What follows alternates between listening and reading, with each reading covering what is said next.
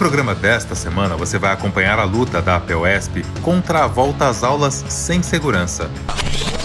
Vai ver como educação e cultura devem caminhar juntas. Vai saber mais sobre a relação entre meio ambiente e pandemia. E conhecer 3 centros culturais de São Paulo dedicados à literatura. Confira! No dia 5 de agosto, a APEUESP reuniu em um encontro virtual mais de 700 pessoas, entre professores, pais, alunos, funcionários de escolas e representantes de entidades. Eles chegaram ao consenso de que o retorno às aulas presenciais será uma irresponsabilidade se não houver condições de segurança e higiene em todas as escolas. Nos Estados Unidos, 97 mil crianças foram contaminadas em 2 semanas com a volta às aulas, conforme pesquisa realizada pela Universidade Vanderbilt. Na Alemanha, as primeiras escolas a reabrir tiveram de ser fechadas novamente após o registro de casos de Covid-19. A presidenta da APEUESP, professora Bebel, tem divulgado amplamente a posição da entidade em relação ao tema em vários órgãos de imprensa. Porque se falta hoje papel higiênico nas escolas, tem escolas sem pia, tem escolas sem nenhuma condição de funcionamento, porque precisa de reformas. Veja bem, as escolas foram fechadas em 23 de maio e até o presente momento não foi feito um calendário de reforma, no sentido de receber os alunos na pós-pandemia, não na pandemia. Nós não queremos vidas perdidas. E uma criança que vier a ser acometida pelo coronavírus, que morrer, ou um pai, ou um professor, um funcionário de escolas, nós vamos responsabilizar o governo do estado de São Paulo e o senhor secretário da Educação. A APEUESP firmou uma parceria com o Instituto de Arquitetos do Brasil, Seção São Paulo, no intuito de elaborar um manual técnico de estratégias para escolas saudáveis. Em nenhum país do mundo se faz educação sem cultura. Apoiar os trabalhadores da cultura neste momento também é uma tarefa de todos os educadores, como explica a professora Bebel. Posso dizer que nesta conjuntura nós tivemos 2 importantes vitórias assim sem precedentes. Foi esta, né, do auxílio emergencial, né, para atender os trabalhadores e trabalhadoras da cultura, né, e foi a aprovação do Fundeb, a primeira votação no Congresso Nacional, e agora vai para o Senado, e não tenho dúvidas, nós vamos sair de cabeça erguida. Né, são 2 setores que, aliás, não era nem para ser área separada, né, era para a gente estar juntas. A Assembleia Legislativa do Estado de São Paulo, não sei por que cargas d'água, por acerto, né, constitui a comissão, e eu presido a Comissão de Educação e Cultura, entendeu? Em outros estados é separado, aqui não.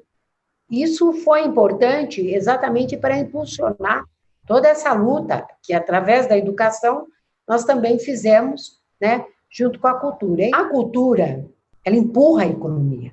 Cria no Brasil 5 milhões de empregos. Só no estado de São Paulo, mais de 1 milhão de empregos.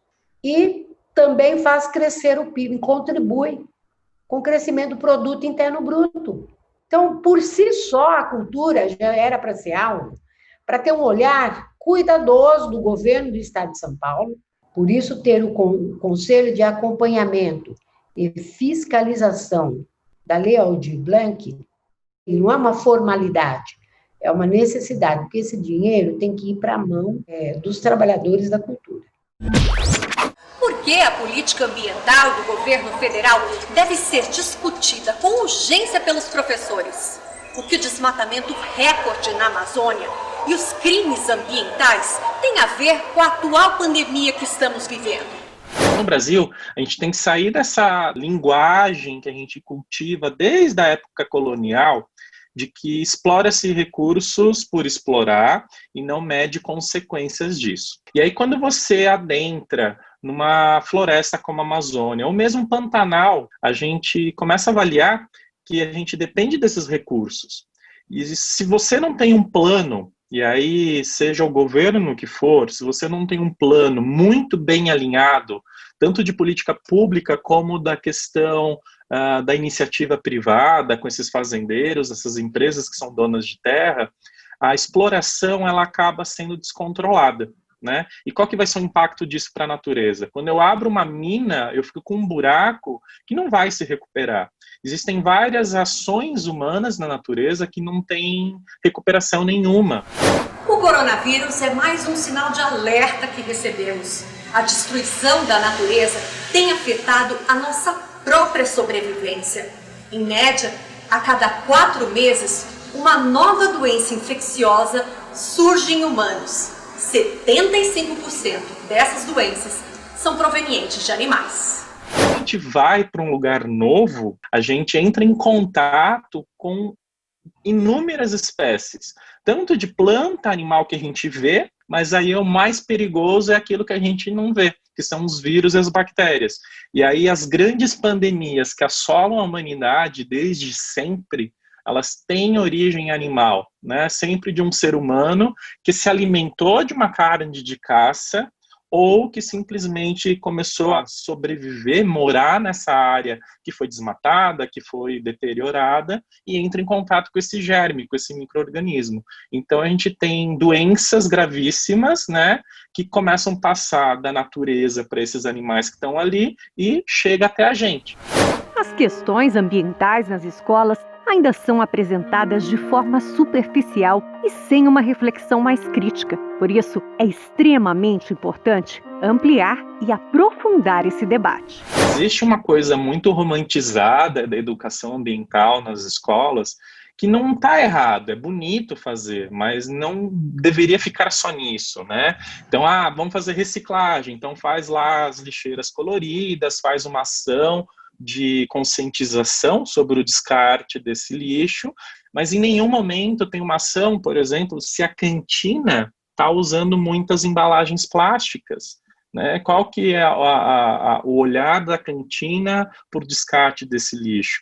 Ou se a escola, na hora que fecha, né, a bolsa de lixo e põe ali para o caminhão vir recolher, para onde esse caminhão está levando? Né? Será que eu estou verificando se realmente existe uma política de reciclagem na minha cidade ou só estou enganando, né? Que no fim eu tenho as lixeiras para separar, mas na hora do descarte, de fato, eu junto tudo e jogo no mesmo aterro. Então, a questão da educação ambiental na escola, ela tem que começar a ultrapassar os muros da escola. A gente tem que voltar ao que era a escola antigamente, uma escola sem muro, uma escola que fazia parte da sociedade, da comunidade, uma escola que contribui para a formação não somente daqueles estudantes que estão ali matriculados, mas de toda a comunidade no entorno. Existem em São Paulo 3 casas que se tornaram museus e centros culturais dedicados à literatura e à história. Todas elas têm atividades bem interessantes para auxiliar os estudos nesse período de quarentena.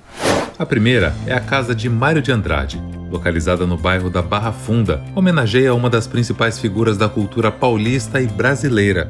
Você pode acessar textos, fotos, áudios e vídeos sobre música, folclore, literatura e eventos históricos, como a Semana Modernista de 1922. A segunda casa-museu é de Guilherme de Almeida, situada no bairro do Pacaembu. Ali viveu o poeta que foi figura importante na Revolução Constitucionalista de 1932. Além de peças históricas e obras de arte, um centro dedicado a estudos literários e tradução de poesia. A terceira casa que vamos conhecer hoje fica na Avenida Paulista, a Casa das Rosas, espaço que homenageia o poeta concretista Haroldo de Campos. Também dedicada à literatura, oferece diversos materiais de apoio ao professor de língua portuguesa, que podem ser baixados gratuitamente no seu portal. Essas 3 casas trabalham de forma integrada, auxiliando os professores de português, de literatura e até de história nos estudos em tempos de ensino à distância. O Educação na TV fica por aqui, mas pode ser assistido também através das mídias digitais da APUESP ou do nosso canal do YouTube. Até a próxima semana.